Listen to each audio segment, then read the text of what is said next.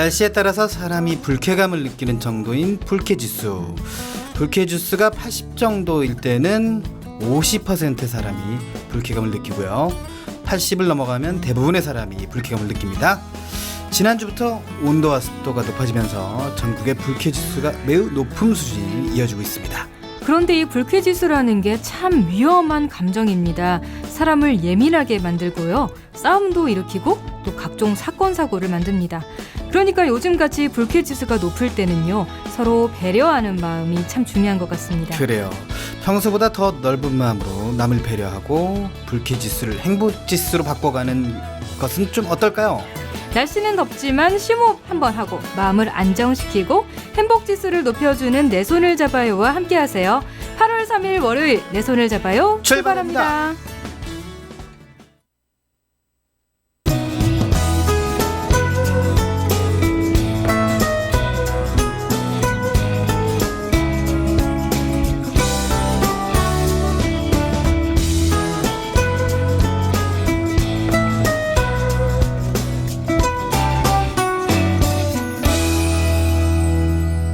안녕하세요. 내 손을 잡아요. 진행의 권순철입니다. 안녕하세요. 홍옥희입니다. 네. 자, 불쾌지수가 높아지면서 사람들의 짜증이 점점 늘어가고 있다. 이런 얘기인데. 근데 순철 씨는 뭐 더위 거의 안 탄다고 하니까 네. 짜증낼 일도 없겠네요. 다른 게 짜증이 나지 뭐 더위 가지고 짜증 나나요? 더우면 더운 건데.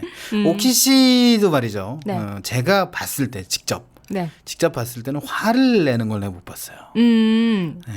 그쵸. 저는 웬만하면 화가 날 일도 없고 또 날씨가 더우면 좀 저도 짜증이 나긴 하는데 막 겉으로 이렇게 표현하고 막 주변 사람들도 막 불편해질 정도로 막 그렇게 짜증을 내고 그러진 않죠. 아, 그런 분들이 있나요? 아마도 그렇지 않을까요? 그런 사람이 종종 있진 않을까요? 그렇군요. 못 근데 봐가지고. 뭐 여기에는 없는 것 같아요. 네. 그렇군요. 어쨌든 오키 씨도 그렇고 저도 그렇고 이렇게 짜증을 내는 편은 아니고 이제 짜증을 다른 데 내거나 다른 걸로 푸나요? 네, 뭐 페이스북에 내거나 뭐 그런 경우가 있고. 오키 씨는 뭐 짜증을 어떻게 냅니까? 짜증을 어떻게 표현합니까? 내냐. 저요? 네. 뭐 거의 인생에 거의 없는 일이기 때문에. 오, 너무 착해요. 진짜. 네, 그렇답니다. 어떻게 이러고. 어떻게 그럴 수가 있어요. 아니 너무 제가 너무 포장을 하는 것 같은데. 아니야, 그게 아니라 진짜 오키 씨 화를 내는 걸 제가 딱 한 번 봤어요. 그것도 온라인에서 딱 한 번. 상당히 이제 화가 나면 오키 씨는 이제 비꼬죠. 네, 굉장히 그냥 직설적으로 얘기하면 되는데 그냥 비과. 그게 더 무서운 거 아닌가요? 그렇죠. 오, 큰일 막 억지로 막 크크크 거리면서 이제 막 짜증 섞인 이야기를 막 하는데 저 사람을 함부로 건드리면 안 됩니다. 그게 뭔가 좀 비상식적인 일이었기 때문에 그랬을 거예요. 네네, 그랬겠죠. 그거 맞죠? 네네. 그럴 테고 어쨌든 근데 이제 화를 내거나 욕을 하면 좋은데 욕은 안 하고 비꼬더라고요. 아유. 키읔키읔자와 함께. 네. 아유, 잘해야겠네요, 제가. 아이고, 뭐 이렇게. 맞아요. 네, 그렇게 하더라고요. 이게 무서워요, 여러분. 오키 씨를 폭발시키면 안 됩니다. 굉장히 무서운 사람이에요. 이게 지금 은근히 또 비꼬는 것 같은데, 저를? 아니요. 진짜 무서워요. 오키 씨가 착하다고 여러분들이 막 하면 안 됩니다. 아니에요. 다들 잘 대해주시니까. 그래서 여튼 서로의 짜증에 대한 얘기. 저도 좀 화를 많이 내는 편입니다. 화가 나면 화를 내죠. 특히 이제 성격이 굉장히 좀 뭐라 그럴까 거칠고 거칠은 들판과 같기 때문에. 네. 근데 정말 짜증이 날 때는 내야 되는 것 같아요. 막 삼키고 그러면 화병만 나니까. 스트레스 받죠. 네. 본인도 그러지 않나요? 그쵸.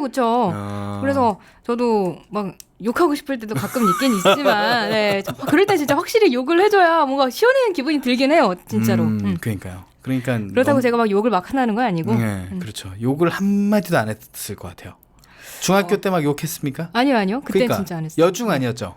네, 그때 공학이었어요. 거봐, 여중이 그렇게 욕을 많이. 이걸 통계치를 내는 건가요? 지금 일반화? 일반화까지는 아닌데 여중고 선생님들을 만난 적이 있는데 그렇게 남자들이 없으니까 특히 이런 여름에 옛날에 또 선풍기도 없었잖아. 에어컨도 없었잖아요. 그렇죠. 선풍기로만 했죠. 네, 선풍기 막 할 때 막 맨발로 이게 대야에 발 담그고 물에 이렇게 얼음물에 그러고 있었대요. 수업 받는데 남자들이 없으니까 얼마나 냄새가 나겠어요. 중학교는 공학이 나왔지만 고등학교는 여고 나왔거든요. 네. 정말 여자들이 편하게 삽니다. 그러니까 체육복도 막 갈아입는다면서요? 네, 그죠. 막 갈아입고 치마 속에 체육 바지 입고. 그렇다니까요. 아 진짜 이 여자가 중성화되는 이유는 여중 여고 때문이야. 네. 보통 이제 여대는 여성이 돼서 나타나지 않습니까? 아, 그쵸. 네, 그런데 이제 어중 여고는 어디까지 얘기하다가 이런 얘기까지. 그러면 이제 코너 소개를 할까요? 네, 이렇게 알겠습니다. 뜬금없는 시간에. 그래요. 먼저 복지TV 박정인 기자와 함께 장애계의 뉴스를 정리해 전해드리는 시간 마련되어 있습니다. 그리고 저와 함께하는 주간 스포츠 이어지고요. 다음으로 정부에서 펼치는 다양한 일들을 알아보는 시간 세종 포커스가 준비되어 있습니다. 네, 청취자들이 프로그램에 참여할 수 있는 방법 알려드립니다. 참여할 수 있는 방법은요. www.facebook.com/kbicktV로 메시지 주시거나 인터넷에서 포피 채널을 검색해 블로그를 통해서도 참여할 수 있습니다. 방송에 참여하신 청취자분께는 문화상품권을 드립니다. 많이 많이 참여해 주세요.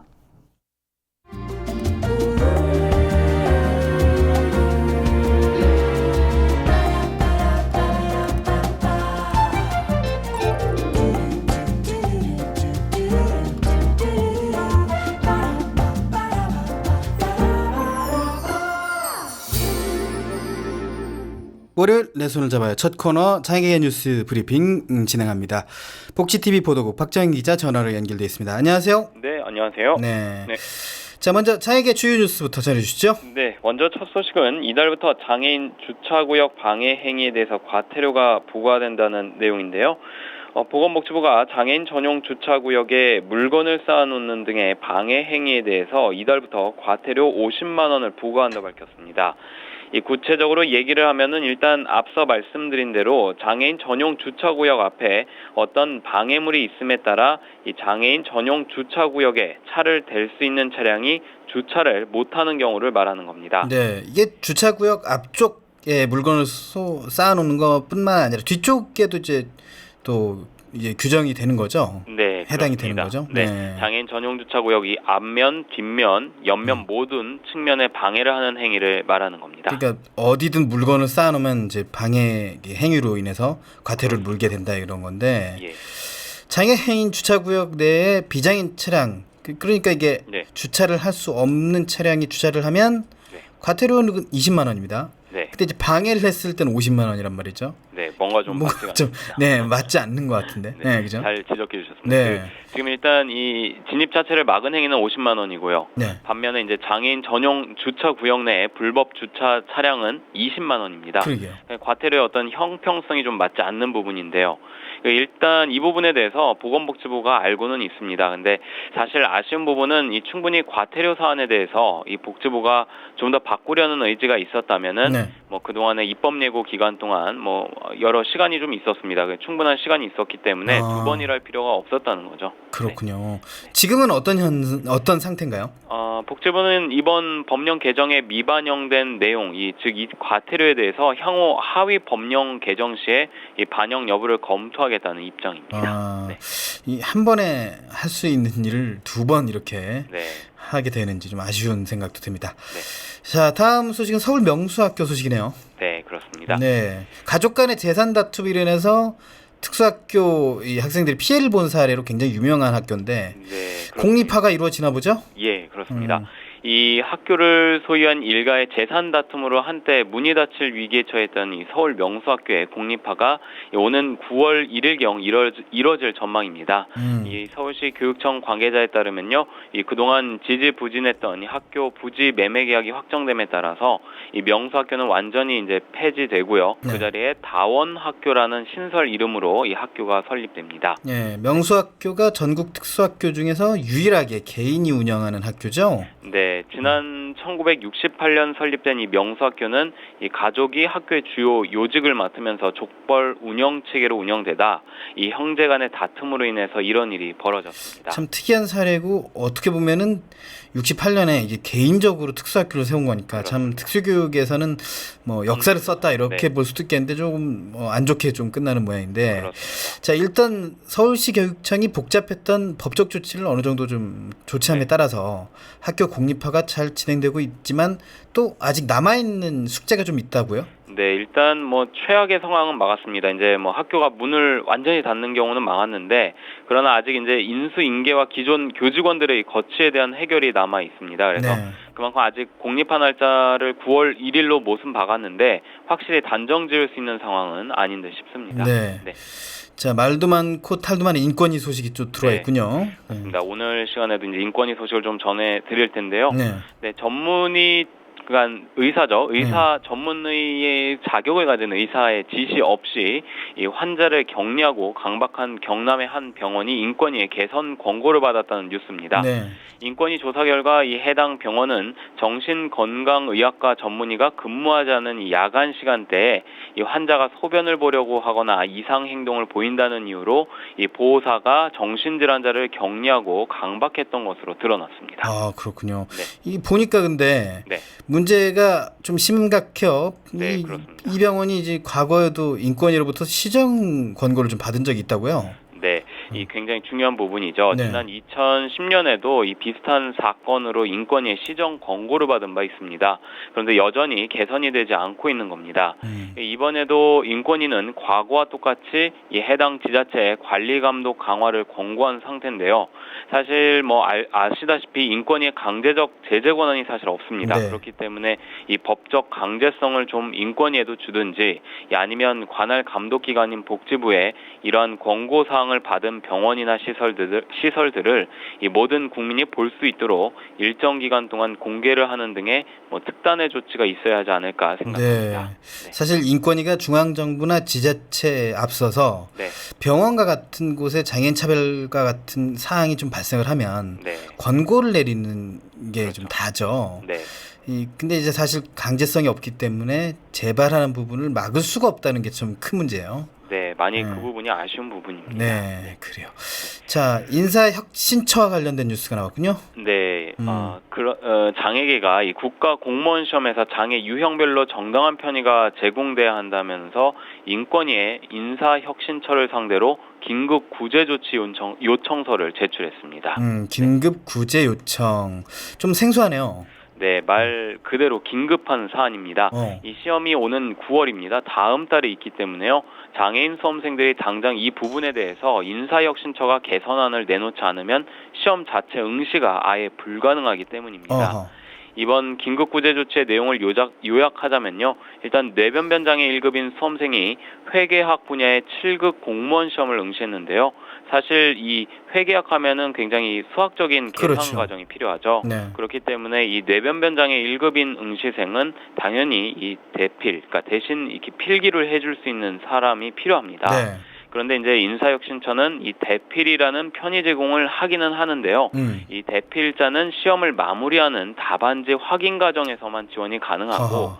앞서 말씀드린 대로 이제 시험 응시 시간, 이 계산 과정에서는 지원을 할 수 없다고 밝힌 상태입니다. 네. 사실 뇌병변 장애인의 대필 지원이 굉장히 중요한 부분인데 네. 그것도 이 수학적 이 연사 과정, 네. 연산, 뭐 계산 네. 이런 거 할 때 더 중요할 수 있잖아요. 네, 그렇습니다. 네, 그럼 인사혁신처의 구체적 거절 사유는 뭔가요? 일단 부정행위에 대한 우려와 역차별 문제를 거부 사유로 들고 있습니다. 네. 현재 이 장애계는 이 장애인차별금지법이죠. 이 장차법에 명시돼 있는 정당한 편의라는 조항을 위반하고 있다고 주장을 하고 있는 상태입니다. 아, 그렇군요. 많은 장애인 공무원 응시생들이 공무원 시험을 잘 볼 수 있을까라는 걱정보다 네. 시험을 볼 수 있을지, 과연 내가 시험을 치를 수 있을까? 이런 걱정이 더 큰 것 같다는 느낌도 듭니다. 그렇습니다. 아주 좋은 지적이신데요. 네. 국내 이 대기업들 사실 지금 인적성 검사죠. 서류 시험이 끝나고 다음 시험인 인적성 검사에서 이 대필자를 지원하고 있습니다. 네. 지금 문제가 되고 있는 이 부분, 인사혁신처에서 해결을 해야 하는 이 부분에 대해서도 충분히 지원을 이미 민간 기업에서 하고 있기 때문에요. 그러게요. 이 아무 문제가 없다는 거거든요. 네. 일단 장애계가 인권위에 긴급 구제 조치 요청서를 제출한 상황이니까요. 좀 지켜봐야 할 것 예, 같습니다. 역시 후속 소식은 저희 네. 코너를 통해서 예. 전해주시면 알겠습니다. 고맙겠습니다. 자, 오늘 소식 여기까지 듣겠습니다. 고맙습니다. 네, 감사합니다. 네, 지금까지 복지TV 박정인 기자와 함께했습니다.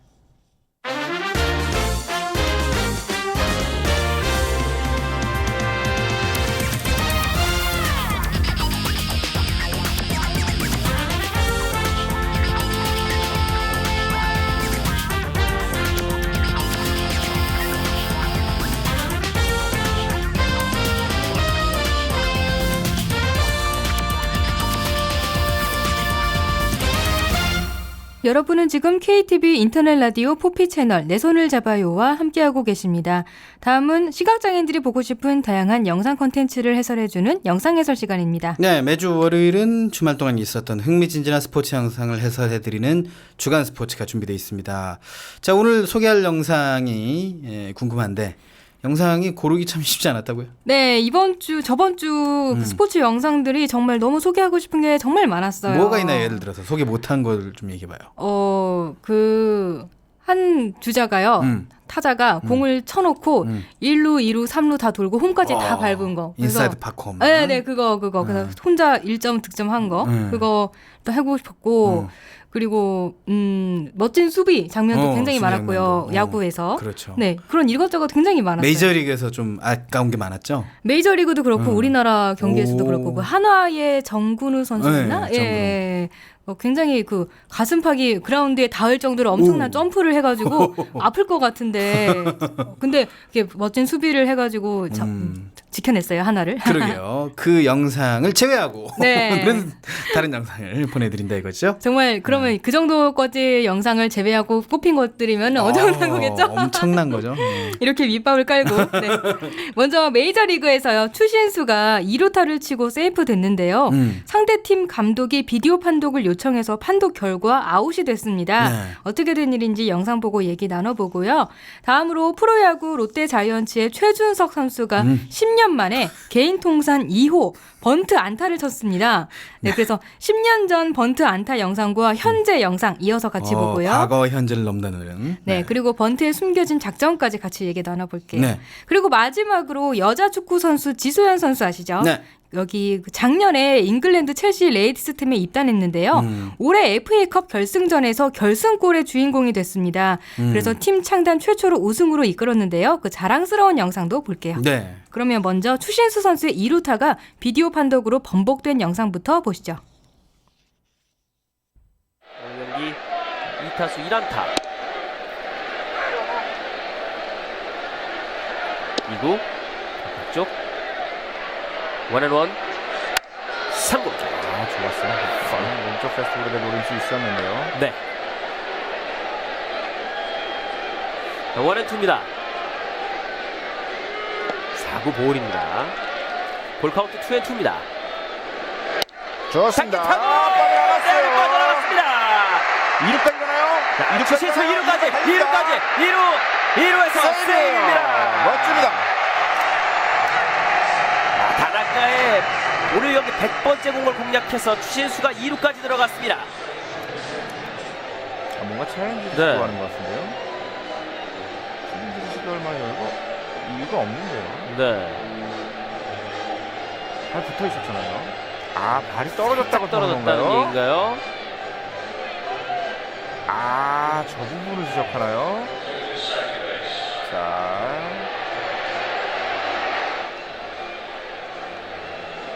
아웃이네요. 아웃입니다. 추신수가 웃네요. 지금 2루타는 인정이 되고요. 일단 베이스를 점유를 했잖아요. 네. 2루타 이후에 이제 오버 슬라이딩에 대한 아웃이 될 테니까요. 네. 챌린지. 그렇군요. 네. 참 뭐 좀 애매한 장면이었던 것 같은데 한번 영상에서도 들어보겠습니다. 네, 한국 시간으로 30일 글로벌 라이프 파크에서 텍사스 레인저스가 뉴욕 양키즈와 홈 경기를 치렀습니다. 추신수는 8번 우익수로 선발 출전했고요. 영상은 6회 때예요. 추신수가 세 번째 타석으로 들어섰을 때 점수는 4대2로 텍사스가 앞서고 있었고요. 무사에 주자 없는 상황이었습니다. 투수는 뉴욕 양키즈의 다나카 마사히로 선수예요. 그래서 메이저리그에서 이제 한일전을 이렇게 소소하게 치른 거예요. 네, 일본인 투수를 만나서 추신수는 2회 때 좌전 안타로 1타점을 얻었었고요. 그리고 6회 때 다나카의 5구를 쳐서 2루 옆을 지나는 우전 안타를 만들었습니다. 네. 그래서 뉴욕 양키즈의 이루수가 공을 놓쳐가지고 외야수가 미친 듯이 달려가서 공을 잡는 동안 추신수는 1루를 지나 2루까지 달려갑니다. 이를 악물면서 엄청 이렇게 열심히 뛰어가요. 네. 발을 먼저 내미는 슬라이딩으로 가까스로 세이프 됐는데요. 네. 여기서 더그아웃에서 이 상황을 지켜보고 있던 조 지라디 양키즈 감독이 손을 들어서 네. 비디오 판독을 요청합니다. 네. 메이저리그에서는 이걸 챌린지라고 그렇죠. 하죠. 네. 이제 우리나라에서는 심판 합의 판정이라고 얘기하고 메이저리그에서는 챌린지. 네. 우리 야구 팬들은 비디오 판독. 그렇게 얘기합니다. 네, 그렇죠. 네. 이 메이저리그의 챌린지 그 과정은 제가 지난번에 그럼요. 주간 스포츠에서 철저합니다. 설명해 드린 적 있으니까 12대의 카메라가 찍고 있어요. 매의 눈으로. 네, 그죠. 그 메이저리그 본부에서 영상을 그쵸. 보고 그 내용을 그 현장에 있는 아웃인지, 심판에게 세이프인지. 들려주는 거죠. 네. 그래서 그 심판이 그걸로 판정을 내리는 거고요. 그래서 중계 화면이 그 심판들이 비디오 판독 요청을 기다리는 동안 다시 세이프된 상황을 보여주는데요. 추신수가 2루 베이스를 먼저 밟긴 했어요. 그런데 2루수 스테판 드루가 공을 잡은 글로브로 뒤늦게 추신수의 무릎 쪽을 계속 태그하고 있었어요. 그런데 그렇게 태그한 사이에 추신수 발이 베이스에서 아주 살짝 떨어집니다. 몇 센치죠 보입니까? 뭐 1, 2cm 정도? 진짜 정말 살짝 떨어졌어요. 거의 떨어졌다고 보기 힘들 정도로 멀리서는. 일단 세이프는 맞는데. 그죠. 추신수가 근데 워낙 빠르게 달려왔기 때문에 갑자기 멈추면서 그 반동 뭐 그런 걸로 아직 달려온 힘이 남아있다 보니까 발이 약간 떨어졌었나 본데 그 떨어진 찰나의 순간에 이루수가 태그는 계속 하고 있었다는 걸 양키즈 감독이 본 거예요. 매의 눈. 이분이 바로 앞에 있는 심판보다 더가웃에 있는 감독이 더 잘 본 그런 상황이에요. 그래서 이 비디오 판독 결과를 메이저리그 본부가 알려줬는데요. 아시다시피 아웃이 된 겁니다. 네. 태그아웃 된 거예요. 그게 참 오버슬라이딩이기 때문에 규칙이 맞아요. 왜냐면 심판이 세이프를 선언하고 네. 선언하고 나서 다시 이제 계속 태그를 계속 인플레이 상황인 거죠. 네, 그렇죠. 계속 인플레이 상황인 것 때문에 심판이 보고 있든 안 보고 있든 간에 계속 그 발은 붙어 있어야 되거든요. 공이 넘겨지기 전까지는 다른 쪽에. 근데 계속 태그를 하고 있었다라는 얘기는 오버슬라이딩을 염두에 두고 있었다는 얘기인데. 수비수도 참 끈질겨요. 예. 대부분 이제 태그 한 번 하고 아이고 먼저 안 들어왔으니까 그 아웃이 아니고 세이브면 그냥 공을 넘겨주는 게 이제 통상의 그죠. 예인데 계속 태그를 하고 있었다. 그러면 참 뭐라 그럴까 그 상대 팀으로 볼 땐 좀 야속하다. 왜 계속 네. 태그를 하고 있냐 세이브인데. 그죠. 라고 생각할 수도 있겠어요. 그래서 추신수가 아웃 판정 받은 후에 허탈하게 웃어요. 뭐라고 말하면서 더가웃으로 돌아오고요.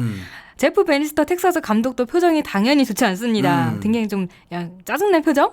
그런 표정이에요. 근데 인터뷰에서 텍사스 감독이 리플레이가 이 비디오 판독이 확대 도입된 이후에 수비수들이 주자를 좀 더 오래 태그하고 있다. 그런데 베이스에 계속 발을 붙이고 있는 게 쉬운 일이 아니다. 그렇지. 라면서 어쩔 수 없는 상황이었다라고 추신수를 이렇게 편을 들어줬어요. 근데 제 생각엔 이렇게 너그럽게 이야기한 이유가 이날 경기에서 추신수 성적이 좋았기 때문인 것 같아요. 네, 그렇죠. 네. 그 6회 때 2루타가 아웃이 됐지만 어쨌든 안타로 기록은 됐고 그쵸. 그래서 총 5타수 3안타 1타점 팀의 5대2 승리를 이끌었거든요. 그래요. 사실 추신수가 아웃된 것도 참 야속한 일이지만 그 상대팀의 양키스 조지 레디 감독이 왜 매의 눈이냐면은 포수 출신입니다. 포수 출신. 포수는 그라운드의 전체를 다 그쵸. 확인할 수 있어요. 홈 플레이트에 있기 때문에. 그라운드의 선장이라고 그렇죠. 볼 만한. 안방마님이라고 할 수 있고 그 포수 출신들이 오히려 감독으로 성공하는 확률이 좀 높거든요. 이렇게 그라운드를 전체로 보기 때문에. 그래서 조지 라디 감독이 이런 그리고 이것뿐만 아니라 이 챌린지의 성공률이 제일 높은 감독으로 일컬어지고 있는 감독이 조지 라디다. 그러면 정말 이 뉴욕 양키스를 만나면 유독 조심해야겠는데요. 그렇죠. 작은 동작 하나하나 그렇죠. 다. 마치 이게 젊은 김성근과 같다. 그런 그렇구나. 하나하나 규칙 위반도 잡아내거든요. 네. 뭐 옛날에 어떤 투수가 이제 너무 덥다고 양배추를 이제 헬멧 모자 밑에 이렇게 쓴 거예요. 그게 이제 부정 투구다 이거죠. 왜요? 이제 몸 이외에 다른 몸에 뭐 모자나 이런 야구 용품 이외에 다른 걸 부착하면 안 되고 목걸이도 안 되고. 근데 그 모자 속에 숨긴 양배추를 본 거예요? 그리고 되게 좀 이상한 거는 기사가 났어. 양배추 쓰고 한다. 시원하고 좋다. 근데 그게 규칙 위반이었던 거예요. 본인 스스로 기사가. 기사가 나가지고 이거 어떻게 빼도 박도 못하고. 그죠? 네, 그렇게 된 거죠. 재미있는 상황이 많네요. 네, 야구에서는 재밌는 상황이 아무튼 많고 감독이 시력도 굉장히 좋을 것 같아요. 그리고 흐름을 봐야 돼. 여기에서 한 점을 더 주면 우리 팀이 질 거다. 이런 걸 생각하고 챌린지를 했을 거라고요. 그렇죠. 또 상황이 애매한 상황이라고 봤을 거고 제가 볼 땐 발이 떨어졌는지 안 떨어졌는지 모를 거예요. 그냥 일단 도박을 해본 거군요. 네, 몰랐을 거예요. 근데 흐름을 빼앗아 와야 되니까 그렇게 했을 수도 있어요. 근데 잘 맞아 들어간 거죠. 네. 더가웃에 그걸 어떻게 확인합니까? 그렇죠. 솔직히 상식적으로는 좀 그 1, 2cm 떨어진 거를 더가웃에서 본다는 게 없어. 근데 카메라를 그렇게까지 찍은 것도 아니고. 했는데 어쨌든 텍사스가 이기긴 이겼네요. 그렇습니다. 그냥 감독만 뛰어난 그런 지략을 가지고 있어요. 네, 그것만 확인이 된 걸로. 네. 자, 다음 영상을 보도록 하겠습니다. 프로야구 KBO 리그의 최준석 선수 번트안타 영상이죠. 10년 만에 개인 통상 두 번째 번트안타를 쳤기 때문에 10년 전 영상과 함께 한번 보도록 하겠습니다. 자세를 취하고 있습니다. 그럼요. 번트 돼야죠. 이 번트는 왜 돼야 되냐면은 최원호 선수한테 3패를 당하고 있거든요. 네. 번트. 자, 최원호 잡아서 일단 일루 커버하는 선수 없습니다. 주자 올 세이브입니다. 일루 쪽에 비어 있습니다. 일루 수비 백업하는 선수가 없었어요. 이것은 지금 어떻게 보면은 수비하는 LG 입장에서는 불운이 겹치는 거고요. 네. 공격하는 롯데 입장에서는 행운이 겹치는데 지금 주자 무사 1, 2루에서 보내기 번트 상황. 네. 그러나 1루수가 들어오고 2루수가 베이스 커버를 해야 되는데 그렇죠. 어디 갔었나요? 지금 너무 늦었어요. 늦었네요. 네. 지금 이가 안 가는 건 왜 그러나요? 노아웃 주자 2루와 1루 최준석이 번트를 댔어요. 기가 막 이거 1루에 볼 빠졌어요. 볼 빠졌습니다. 그리고 황재균은 홈으로 최준석은 2루까지. 자, 이렇게 되면 최준석의 내야 안타 기록이 됩니다. 원히트 원에러예요, 이거. 자, 다시 보시죠. 2루와 1루에서 지금 최준석 선수가 희생 번트를 댔는데 그렇죠. 최준석 선수도 지금 보면서 생각보다 지금 타구의 질이 너무 좋은 거예요. 그러니까 1루까지 전력 질주를 했어요. 결국엔 마르테 선수가 1루에 송구 미스를 했고 타자주자 최준석은 또 2루까지 갔습니다. 이 살다 이런 일이 다 일어나네요. 이건 원히트 원에러예요. 네, 살다 왜 이런 일이 일어났을까요?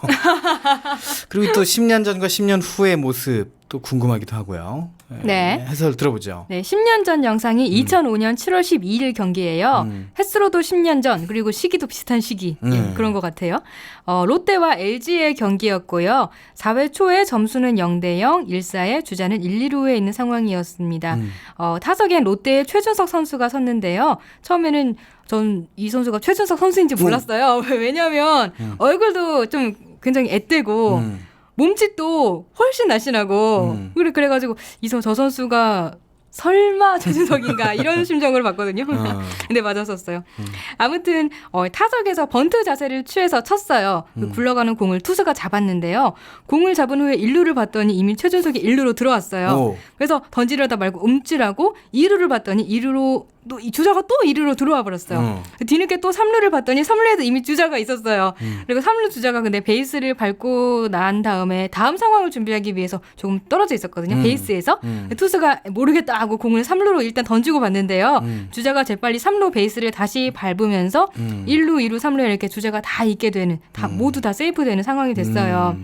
이거 이제 보통 우리가 올 세이브라고 이제 표현하잖아요. 네. 이제 메이저리그 중계 때는 everybody save라고. everybody save. 네, 그런 거네요. 네. 아무튼 이 당시 투수가 LG의 최원호 선수였는데요. 주자를 말루로 채우고 나서 난 누군가, 여긴 어딘가 이런 해탈의 경지에 오른 듯한 표정, 그런 넋이 나간 표정을 짓습니다. 근데 보통 지금 해설 중계 보면 백업 들어오는 선수가 없었다. 1루에. 1루에 베이스가 비어 있었다라고 얘기가 나오는데 그랬나요? 그러네요. 제가 그 부분 자세히 보지를 못했어요. 그렇군요. 네. 맞답니다. 네. 그러니까 백업 들어오는 선수가 없어가지고 공을 늦게 이제 던질 수 없지 일단. 받는 사람이 없으니까. 네, 베이스에 없으니까. 그러니까 그것도 최준석 놓쳤지. 그다음에 2루 보니까 시간이 지나야지. 3루 보니까 뭐 당연히. 예, 상당히 운이 좋았다. 그렇죠. 번트 안타 치려면 운이 좋아야 되는 것 같아요. 네, 아니 최준석의 입장에서는 그렇죠. 발이 이제 느리면 운이 좋아야죠. 네. 그래서 이번에도 또 운이 좋았던 것 같아요. 이번에는 올해 경기인데요. 7월 31일 수원의 KT 위즈파크에서 열린 KT 위즈와 롯데자이언츠의 경기예요. 롯데가 4대 0으로 앞선 5회 초 무사 주자 1, 2루에서 5번 타자 최준석이 타석에 섰습니다. 투수는 KT의 두 번째 투수 심재민 선수였어요. 최준석이 번트 자세를 취하고 심재민의 1구를 바로 칩니다. 3루 쪽으로 이렇게 공이 천천히 약간 또글또글또글 굴러갔거든요. 잘 된 거예요, 그 번트. 네. 그래서 3루수 앤디 마르테가 급하게 달려와서 잡았어요. 심재민은 마르테가 달려오니까 수비를 양보했고요. 이런 긴박한 상황인데 마르테의 송구가 정확하지 못했어요. 그래서 1루수의 키를 훨씬 뛰어넘는 높이로 공이 엄청 높게 갔거든요. 그래서 1루수가 점프를 했는데도 공을 잡지 못했어요. 그래서 최준석은 1루에까지 어떻게 들어왔다가 공이 빠지니까 2루까지 또 어떻게 막 뛰어가고요. 2루 주자 황재균이 홈을 밟았고요. 네. 1루 주자 아두치는 3루까지 진출했습니다. 그래서 점수는 5대 0으로 벌어졌고요. 기록은 최준석의 3루수와 번트 안타에 이은 3루수의 송구 실책으로 됐어요. 참 그 여러분들이 이제 최준석 선수의 체격에 대해서 잘 모르실 수도 있는데 10년 전과 10년 후의 체격의 크기 어떻게 달라졌나 일단 이걸 설명을 해주셔야지 이제 이해가 될 것 같아요. 이 장면이 왜 재밌는지. 네. 10년 전에 최준석은 지금의 두 배나 날씬한 것 같아요. 일단 몸이 반쪽인 것 몸이 같은데. 반쪽이다. 근데 뭐 그렇다고 뭐 엄청 막 마르고 막 날씬하고 이런 건 아니에요. 근데 체격이 약간 좋았다. 네, 그때도 한 체격이 좋았어요. 100kg는 나가 보였다 뭐 이런 거죠. 네, 한 80, 90, 100 그 정도의 그 사이? 키가 어느 정도 되는지 모르겠지만 아무튼 근데 지금은 그 두 배 정도 된다고 보시면 엄청난 거죠. 아무튼 얼마 전에 저희가 아프리카 TV로 중계를 한 적이 있어요. 롯데 경기. 네. 근데 이제 최준석 선수가 이제 당연히 2루타를 치고 2루로 나가야 되는데 2루에서 아웃이 되더라고요. 여유 있게. 여유 있게 아웃이 됐나요? 그 정도로 발이 느리죠, 요새는. 발이 느릴 수밖에 없을 것 같아요. 그리고 근데. 이제 최준석 선수는 원래는 포수입니다. 포수. 맞아요. 예, 지난번에 얘기한 것 같기도 한데 뭐 못 들으셨을 분도 있으니까 최준석에 대한 농담이 좀 전해지고 있어요. 최준석이 이제 너무 몸이 무거우니까 1루수 아니면 지명타자로 나오는데 원래 제 포지션 포수로 돌아가야 된다 뭐 이런 얘기가 있었어요. 두산에 그때 포수가 없을 때. 그래가지고 이제 그러다가 어떤 댓글이 딱 달리니까 초토화가 된 거야. 뭐야? 최준석은 앉질 못한 겁니다. 앉질 못할. 이 한마디에 모든 그 몸집에 대한 표현이 다 되어 있는데요. 네, 앉진. 근데 얼마 전에 그 앉아 있더라고요. 포수로 그 2루 주자 도루하는 주자를 잡더라고요. 오. 예, 여러분 앉을 수는 있는데 좀 힘들답니다. 네. 풀타임 포수는 어렵답니다. 네. 이 근데 정도로. 네. 아무튼 그 최준석이 그래서 발은 느리지만 그래도 장점이 그만큼 몸집이 큰 만큼 어우. 장타자가 된다는 거잖아요. 홈런. 장타가 된다는 거잖아요. 그런데 팀 사정상 번트를 냈다고요? 네, 희생 번트를 한 거예요. 보통 번트가 주자들을 다음 베이스로 진루시키기 위해서 그렇죠. 타자의 아웃을 감수하고 하기 때문에 희생 번트가 되는데 최준석이 강타자인데 희생 번트를 한다는 게 좀 솔직히 이해가 안 될 수도 있어요. 네. 그런데 이게 이종훈 롯데 감독이 지시였다고 밝혔습니다. 이 롯데가 후반부 들면 경기력이 좀 약해지는 경향이 있거든요. 네. 그래서 실제로 7회에서 9회 때 안타를 맞는 확률이 3할 5리로 야구팀 중에 유일하게 3할대라고 그렇죠. 합니다. 7, 8, 9에 피안 타율이 3할 5리. 네. 네, 그래서 거의 엄청 뭐 안타를 진다고 맞는 봐야죠. 거죠. 네. 그래서 이렇게 7회 9회 때 엄청 안타를 맞기 때문에 초반에 점수를 크게 벌려놔야겠다 이런 작전을 세워두고 있었대요. 그래서 최준석이 타석에 들어설 때가 5회 초 4점 차였잖아요. 네.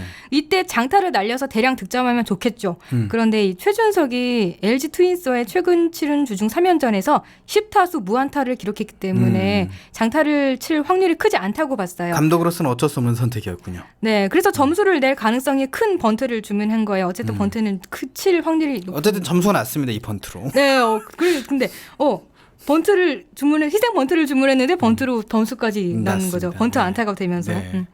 그러니까 뭐 번트도 잘 치기도 했고 운까지 더해져가지고 5회에만 3점을 득점해서 결국은 12대 2로 이겼습니다. 그렇군요. 그래요. 자, 이 영상이 좀 길어서 마지막 영상을 빨리 봐야 될 것 같은데 또 영어라고요. 영어. 네, 이게 우리나라에서 중계가 안 된 경기예요. 그래요. 뭐냐면 그 잉글랜드 FA컵에서 여자 축구 경기가 벌어졌는데 여기서 지소연 선수가 첼시 레이디스 팀 소속이거든요. 우승을 차지하기도 했고. 네, 결승골을 터뜨려서 첼시 레이디스 팀이 창단 처음 우승을 차지했어요. 그 영상을 함께 볼게요. 일단 골을 넣는 장면과 우승컵을 들어올리는 장면까지 함께 보겠습니다. 네.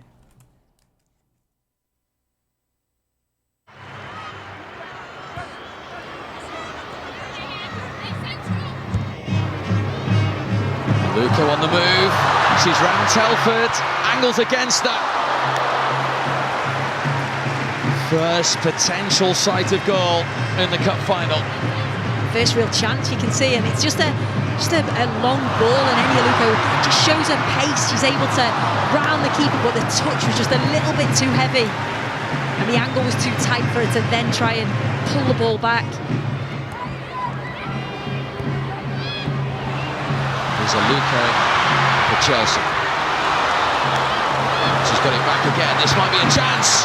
Beaten away by Telford. It was travelling from Eni Aluko.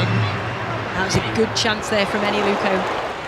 Such quick feet in and around the box, and either side of the goalkeeper. That's a goal.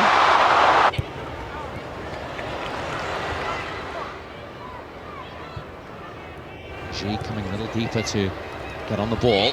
Luco once more, away effortlessly from Walton, who's now scampering back. Still Eni Aluko, teasing cross, and Davison couldn't finish it off. Wonderful opportunity for Chelsea, and Gemma Davison couldn't take it. Eni Aluko, these last 5 and 10 minutes, has just completely upped the tempo. She's getting the ball, she's driving at players, making it really, really difficult. What a ball that is, and Gemma Davidson's just going with her right foot, and she is stretching for it. She is trying to, but she's got to score. She'll be disappointed with herself not to score there.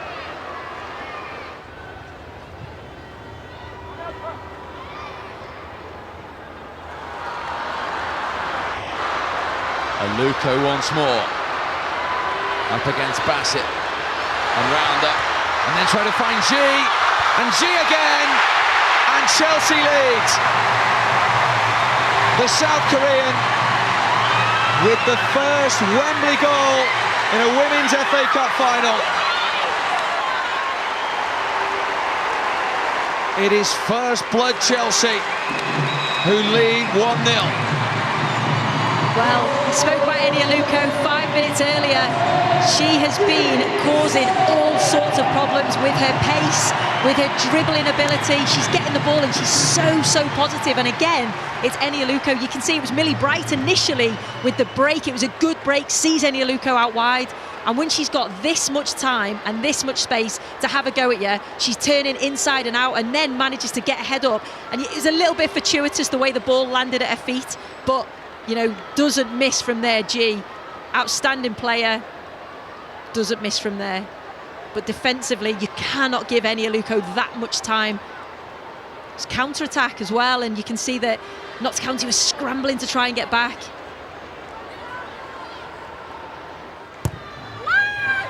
Over Bassett, didn't reach Greenwood, came out to Scott. Lindahl on her toes, that's for sure. It was deflected along the way as well. Good effort by Desiree Scott, just on the edge there. That's what she's there for. So when the ball comes out, she's there on it in a flash. Good first touch, and it's a deflection that nearly just took it into the near post. I think that would have beat Lindahl. Left foot of Greenwood to deliver this one. Oh, and it was attacked as well. And it was hooked off the line by Davison. Well, we speak about Gemma Davidson going forward, but here, this is vital for a team. 네. 영상이 좀 길었죠? 네, 이게 하이라이트 영상이어가지고 좀 길었어요. 그래서 중간에 골 장면이 나왔었는데 좀 집중이 좀 떨어지긴 하지만 오키 씨가 준비한 영상 해설은 지소연 선수의 골 장면하고 그다음에 우승컵 들어오는 장면인데 전체적으로 좀 소개를 해주시죠. 네, 일단 소개해드릴게요. 이 한국 시간으로 1일 영국 런던의 웸블리 스타디움에서 2015 잉글랜드 여자 FA컵 결승전이 열렸습니다. 그래서 첼시 레이디스 대 노츠 카운티 팀의 대결이었는데요. 전반 37분에 지소연의 골이 지소연의 골이 터지면서 경기가 1대 0으로 끝이 나고 결승골이 됐어요. 그래서 네, 이제 이거 은근히 하고 싶으셨나 봐요. 이거. 아무튼 이제 골 장면 설명할게요. 이 첼시가 중원에서 공을 몰고 들어오면서 노츠 카운티 진영에서 애니오카 알루코 선수가 패스된 공을 받았어요. 네. 이 알루코 선수가 여자 축구 선수 중에서는 좀 뛰어난 선수인가 봐요. 네. 아무튼 이제 반대편에 있던 지소연 선수가 골대 쪽으로 달리면서 공을 받을 위치를 선정합니다. 네. 그래서 알루코가 수비를 따돌리면서 바로 옆에 붙어있던 지소연에게 짧게 패스해요. 순식간에 지소연에게 2명의 수비수가 붙었고요. 골키퍼까지 달려나왔습니다. 네. 하지만 골키퍼가 공을 잡지 못하고 흘러나온 공을 끝까지 공에 집중한 지소연이 골대 바로 앞에서 밀어 넣으면서 골로 연결했어요. 이렇게 첫 골이 탄생한 거죠. 그러니까 지소연이 이제 한번 차고 튀어나온 아니요. 다른 좀 패스 받은 공을 이렇게 뭔가 이렇게 자세를 잡으려고 하는 동안 골키퍼가 나와서 잡으려고 했는데 잡지 못하고 그 사이에 지소연 선수가 계속해서 공을 보면서 마지막에 자세를 잡은 거죠. 그러면서 골을 넣은 거군요. 네, 그래서 골을 넣은 후에 이제 세리머니를 해야 되잖아요. 이 미끄러지듯 슬라이딩 하면서 두 주먹을 불끈 움켜쥐고요. 그리고 지소연 주위로 동료들이 나란히 앉으면서 환호하고 얼싸안습니다. 여기서 캐스터가 한국인 지가 웸블리에서 첫 번째 골을 넣었습니다라고 하는 게 나와요. 근데 여기서 박지성도 옛날에 지라고 불렸었잖아요. 네, 그래서 2명의 지가 영국에서 한국 인상적인 경기를 펼쳤다. 저는 이렇게 생각이 되고요. 그래요. 그래서 아무튼 경기가 이렇게 1-0으로 끝이 났어요. 그래서 엠마 헤이즈 첼시 감독이 크게 환호하고요. 지소연도 크게 웃으면서 기쁨을 만끽합니다. 그리고 우승컵을 들어 올릴 때 지소연은 그 바로 옆에 서 있었어요. 깃발을 흔들고 있습니다. 그래요. 네. 참 역사적인 일이죠. 여자 축구 선수가 그 해외 빅리그거든요. 여기도 프리미어리그 여자 리그인데 첼시라는 유명 팀, 네. 첼시 레이디스지만 유명 팀에서 이렇게 또 우승컵을 들어올린다는 것, 네. FA컵에서 그리고 골을 또 넣었다는 것, 이거 굉장히 좀 역사에 남을 일이죠. 네, 그 작년에 들어갔는데 작년에도 성공적인 데뷔 시즌을 보냈는데 올해 FA컵에서는 아예 결승골을 넣었으니까요. 첼시 팀이 뭐 그동안 중하위권을 맴돌았는데 FA컵 5라운드에서는 와포드와의 경기에서 지소연이 한 골을 기록했었고요. 네. 또 맨체스터 시티와의 준결승전에서는 후반 39분에 결승골을 터뜨렸고요. 또 결승전에서도 골을 터뜨려서 팀 창단 최초로 우승컵을 들어 올리게 한 1등 공신이 됐습니다. 그렇군요. 첼시가 이제 남자 축구는 좀 강한데 여자 축구는 좀 강하지 않았었군요. 네, 그랬었어요. 그래서 감독이 정말 지소연 선수를 예뻐하는 것 같더라고요. 네. 한국인들은 지소연 같은 훌륭한 선수가 있다는 사실을 자랑스러워해야 한다라고 인터뷰하기도 했습니다. 그래요. 그렇죠. 남자 선수 중에서도 훌륭한 선수가 되게 많은데 지소연을 굉장히 높이 평가한 모양이네요. 네, 그래서 뭐 네티즌들이 남자 선수 중에 또 지소연 같은 선수가 있었다면 네, 이런 반응이 종종 있었어요. 그래요. 동아시안컵이 열리고 있어요. 또 축구. 네, 지금 중국 우한에서 열리고 있는데요. 첫 대결에서 우리나라가 토요일에는 여자팀이 중국을 1-0으로 이겼고요. 네. 일요일에는 남자팀이 중국을 2-0으로 이겼습니다. 남자팀, 여자팀 모두 다 이겼어요. 그리고 이제 동아시안컵은 유럽 리그에서 뛰고 있는 선수는 뛸 수가 없어요. 규정상. 네. 그렇기 때문에 이제 정말 자국 리그의 선수들이 맹활약을 펼칠 수 있는 기회이기 때문에 정말 그 뜻깊은 대화가 아닌가 하는 생각도 드네요. 네, 그래서 A매치 데뷔전을 치른 선수들이 많았는데 그중에 김승대와 이종호 선수가 데뷔전에서 골을 또 넣었습니다. 네.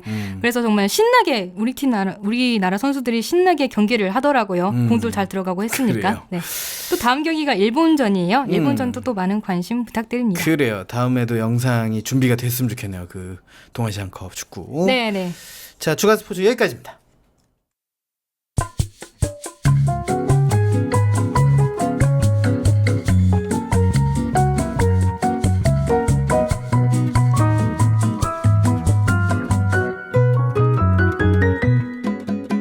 여러분은 지금 KTV 포피 채널 내 손을 잡아요와 함께하고 계십니다. 참 이 스포츠는 정말 각본 없는 드라마가 아닌가 하는 생각을 항상 주간 스포츠 할 때마다 해보게 됩니다. 이 동아시안컵이 이 중국에서 열리고 있어서 중국팀이 이번에는 우리나라가 우승할 거다 이런 호언장담을 굉장히 많이 했었어요. 슈틸리케 감독도 중국팀이 우승할 거라고 그랬지. 가능성이 있다라고 했는데 첫 대결에서 너무나 쉽게 이겨버렸기 때문에 중국의 슈퍼리그라고 해요. 자국 리그를 슈퍼리그라고 하는데 슈퍼리그에 슈퍼 용봉들이 많습니다. 뭐 100억대 네, 100억대의 선수들도 많고 그래서 뭐 굉장히 인기가 많은데 결국 자국 선수들은 실력이 그렇게 뛰어나지 못하다 이런 생각이 뚜껑을 듭니다. 열어봐야 안다. 그렇습니다. 이런 걸 알 수 있는 거였죠. 자, 내 손을 잡아요. 다음 코너는 세종 포커스입니다. 자, 오키 씨가 진행합니다. 네, 정부가 하반기 경제정책 방향에서 청년 고용을 고려한 노동 개혁안을 발표하면서 청년 고용 절벽 해소 방안에 박차를 가하고 있는데요. 이 중에 최대 쟁점으로 꼽히는 게 바로 임금 피크제입니다. 임금 피크제를 실시하고 있는 공기업들이 일제히 채용 인원을 늘리면서 요새 핫한 단어 중 하나가 됐는데요. 이와 관련해서 고용노동부가 16개 기업의 임금 피크제 도입 과정과 구체적인 내용을 담은 업종별 임금 피크제 사례집을 발간했습니다. 그렇다면 임금 피크제 도입이 구체적으로 어떤 효과가 있는지 자세히 짚어보겠습니다. 고용노동부의 김윤태 고령사회 인력정책과장과 함께합니다. 안녕하세요. 네, 안녕하십니까. 김윤태입니다. 네, 내년부터 정년 60세 의무화가 실시되는데요. 사회적으로 어떤 의미가 있을까요?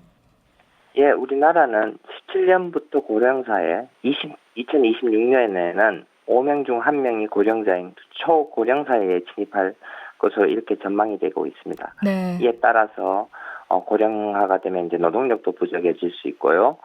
또 노인 빈곤 문제도 지금 계속해서 사회적으로 문제가 되고 있고, 또 이 노인들을 부양해야 되는 어떤 복지 비용도 굉장히 증가할 것으로 이런 우려되는 상황입니다. 네. 그래서 이 모든 것들을 해결하기 위한 근본적인 해결책은 장년 근로자들이 더 오래 일할 수 있도록 해주는 그런 것이 중요하겠다고 하겠는데요. 네. 이번 정년 60세 법제안은 그런 점에서 상당한 의미가 있다고 이렇게 판단할 수 있겠습니다. 네, 그런데 정년이 늘어날수록 신입사원 채용이 줄어들지 않을까, 또 그만큼 청년 실업 문제 해결이 어려워지는 것 아닐까 이런 우려가 있습니다. 그래서 지난주 월요일에 정부가 민관합동 대책회의를 가졌어요. 그래서 거기서 임금 피크제 도입을 독려하고 있었는데요. 정년을 연장할 경우에 임금 피크제 도입의 필요성이 어떤 건지 또 궁금합니다. 네, 지금 장년 근로자들이 사장에서 정한 정년은 58세를 넘어서고 있는데요. 실질적으로는 53세가 되면은 다 이렇게 퇴직을 하는 이런 상황입니다. 네. 이것의 원인은 이제 그 연공급이라고 해서 근속 기간이 늘어날수록 임금이 올라가는 이런 구조 때문에 기업이 장년 고용에 따른 인건비 부담을 강하게 느끼고요. 이렇게 하다 보니까 장년 고용이 불안해지는 이런 상황들이 있을 거고, 최근 청년 고용과 관련해서는 IMF 이후로 청년 고용 사정이 가장 어렵다고 하는 이런 상황인데, 청년들이 주로 선호하는 곳이 이제 대기업, 공공기관들 그쵸. 이런 쪽인데요. 이게 임금 개편 없이 정년만 연장된다면 이쪽 부분에 임금 부담이 심화돼가지고 청년 고용이 더 위축될 수밖에 없는 이런 상황으로 우려가 됩니다. 따라서 장년 근로자들은 임금의 일부를 양보해서 좀 더 오래 일할 수 있도록 하고요. 기업은 임금 피크제 등으로 절감한 인건비를 활용해서 적극적으로 이제 신규 채용에 이렇게 나서야 될 이런 상황에 놓여 있고, 이러한 수단으로 임금 피크제가 주요한 수단으로 이제 저희들이 고려할 수 있을 것으로라고 말씀드릴 수 있겠습니다. 네, 그래서 그 임금 피크제의 필요성을 더 강조하기 위해서 최근에 고용노동부가 업종별 임금 피크제 사례집을 발간했죠? 네, 그렇습니다. 저희들이 7월 22일 날 그 사례집을 발간했는데요. 전체 16개 기업에 대해서 구체적으로 임금 피크제 도입 과정이라든지 그 구체적인 임금 피크제의 내용, 또 담당자 인터뷰 등을 다 이렇게 수치를 담았습니다. 저희들이 요거는 이제 100인 이상 사업장 1만여 곳에 배포할 거고요. 저희들은 이제 현장에서 이 임금 피크제를 도입한 기업의 사례를 참고를 해서 실제 인단역 교섭 과정에서 활용해서 이 임금 피크제를 도입하는 그런 거를 기대하고 있습니다. 네, 그러면 이 사례집에 성공 사례가 어떤 것들이 있는지 몇 가지 소개 부탁드립니다. 네네. 임금 피크제 도입 사업장에서는 장년 근로자 숙련 기술이 어느 정도 필요한지, 또 이들의 생산성은 어떤지, 또 그간의 그 기업의 문화, 조직 문화, 인사 제도 등 이런 것들을 사업장별로 이제 특성을 반영해서 임금 피크제를 도입하고 있는데요. 네. 주요 사례를 보자면 B기업의 경우에는 근로자 1인당 생산성을 직접 측정을 했습니다. 그래서 임금 관행률도 정하고 해서 숙련 인력을 안정적으로 확보할 수 있었고요. D사의 경우에는 숙련된 기술 인력을 지속적으로 이제 활용할 필요성이 있어서 60세 이후에도 3, 4년간 재고용하는 이런 사례도 있었습니다. 또 많은 사업장에서는 정년이 연장되는 근로자를 또 생산적으로 활용해야 되지 않습니까? 그쵸. 그렇게 하기 위해서 임금 피크제를 적용하는 근로자들로 문제 해결 혁신팀을 구성을 해서 현장에서 일어나는 각종 그 생산상의 문제점을 즉시 개선하도록 하는 이런 사례도 있었고, 장년 근로자들을 또 신입사원 교육하는데 멘토를 활용하는 이런 사내 도제 시스템을 운영하는 이런 사례도 있었습니다. 네, 뭐 새로운 팀을 만들기도 하고 아니면 정년 60세 이후에도 더 고용하기도 하고 이런 여러 가지 성공 사례가 있었군요. 예, 그렇습니다. 네, 그러면 임금 피크제가 이렇게 여러 가지 성공 사례가 있었는데 또 더 많은 기업에 정착이 돼야 되잖아요. 정착을 위한 향후 계획이 어떻게 되나요? 네네. 저희들은 그 임금 피크제 도입이 현장에서 빠르게 좀 확산될 수 있도록 다양한 지원을 해나갈 계획입니다. 네. 저희들이 전문가 그룹하고 전문 컨설팅 기관 등이 참여하는 60세 플러스 정년 서포터즈라고 이제 구성을 해서 운영을 하고 있는데요.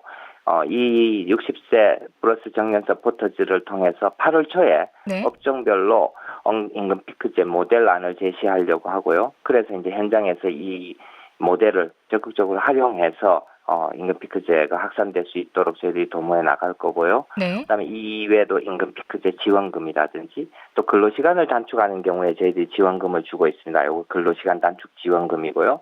이번에 이제 청년고용 대책의 일환으로 세대간 상승 고용 지원금이 있는데, 이번에 이제 임금 피크제를 도입하면서 청년을 신규 채용하는 경우에 청년 신규 채용 1인당 연체대 1,080만 원까지 해서 2년간 지원하게 되는데, 이런 다양한 재정 지원을 통해서 저희들이 임금 피크제 확산을 계속해서 추진해 나갈 계획입니다. 네, 그렇군요. 네, 지금까지 고용노동부 김윤태 고령사회 인력 정책과장과 함께 임금 피크제 도입 현황과 청년 일자리 창출에 미치는 영향에 대해 알아봤습니다. 과장님, 오늘 말씀 감사합니다.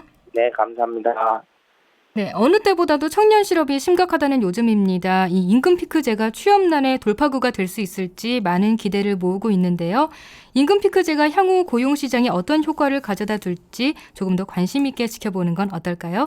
지금까지 세종포커스였습니다. 네, 저희가 깜빡한 게 있었는데 8월의 첫 방송이었군요. 네, 그렇습니다.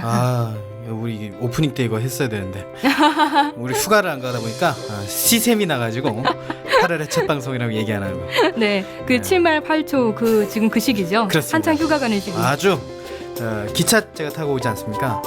기차가 빽빽합니다. 맞아요. 정말 사람들을 북적이더라고요. 네. 입성률 거의 한 7, 80% 되는 것 같습니다. 그리고 고속도로도 많이 막힌다고 하더라고요. 그렇습니다. 그래도 휴가 떠나는 기분이 좋으니까. 즐거운 휴가 보내시면서 저희 내 손을 잡아요 다운받아서 들으시기 바라겠습니다. 또 이 뭐니 해도 말이죠. 차 내려갈 때, 차 타고 내려갈 때는 라디오 지직거리잖아요. 팟캐스트 듣는 게 짱이에요. 더 깔끔하게 들을 수 있군요. 그렇습니다. 네. 자, 8월 3일 월요일 내 손을 잡아요. 저희가 준비한 소식 여기까지입니다. 네, 저희는 내일 오후 1시에 다시 찾아오겠습니다. 지금까지 진행 권순철, 홍옥희였습니다. 함께해 주신 여러분 고맙습니다.